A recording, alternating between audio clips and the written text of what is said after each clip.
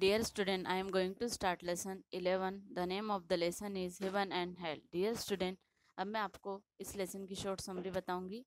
आप इस लेसन को अच्छे से रीड करेंगे और उसको समझेंगे भी. जैसा कि इस लेसन में तेनालीराम के बारे में बताया गया है. तेनालीराम की कई स्टोरी आपने सुनी होगी. अब इसमें एक इंटरेस्टिंग स्टोरी है जिसको हम अच्छे से रीड करेंगे. One day all the ministers of Krishna Dev Rai's court were chatting among themselves. The topic word towards heaven. Only if you are pious and donate generally to temple charities can you ever hope to go to heaven. They all felt. I don't agree with you, Tenali. Rama broke in. Do you ever agree with anyone? Judge Swami, a particular jealous courtier. Tenali ignored him and continued, I believe that heaven and hell both exist right here on the earth. Everyone laughed. Whoever had heard of heaven on the earth or hell either. But Krishna Dev Rai, who was listening to the conversation, said, Tenali, that is an arguable statement to make. Can you show us heaven or hell on the earth? Sure, my lord, Tenali agreed. I can tell you how to look for it, but everyone has to find it for himself. Well, who will go first? On hearing the king's word, everyone moved backward. So Tenali spoke up. Why don't we send Swami? Swami was irritated but couldn't say no. So how do I go about it? He asked reluctantly. You need to go through the city disguised. Of course, Tenali said, disguised as what? Oh, anything, a beggar maybe. The courtier laughed. एक बार कृष्णदेव नारायण के दरबार में सभी दरबारी आपस में बात कर रहे थे. ये जो बात थी वो हेवन यानी स्वर्ग के बारे में थी. उन्होंने अनुमान किया कि अगर हम धार्मिक हो या किसी को दान पुण्य किया जाए तो हम स्वर्ग में जा सकते हैं. लेकिन तेनाली इस बात से राजी नहीं था.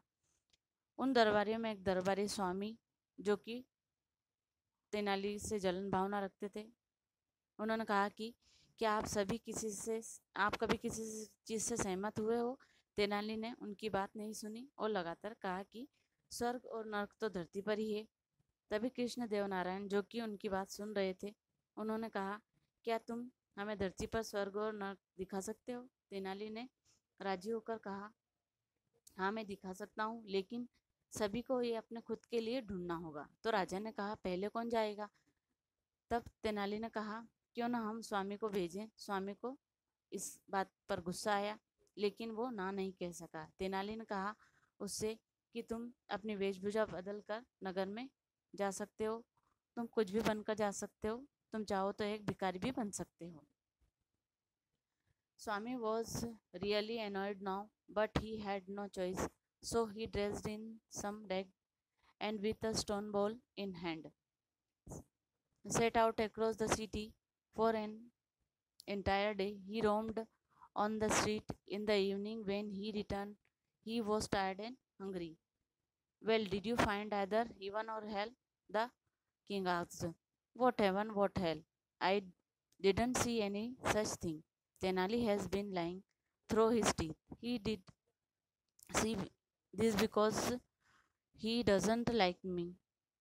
I roam the whole day and all I have to show is some stale bread and some small coins. He replied angrily. Cool down, brother. Tenali tried to calm him. You say you didn't see heaven or hell, but you must have seen other thing during the day. Of course, Swami snapped. I saw a husband beating his wife. I saw their children crying. Oh, my head still hurt from all that wrecked. What else did you see? I saw another couple with their old parents. They were kind enough to share their lunch with me. So you did see heaven and hell, Tenali proclaimed. Families where you saw love and kindness That was heaven, but place where there was nothing except anger, resentment, violence, and grief. Those families had created their own hell. The courtiers couldn't but agree. यह सुनकर सभी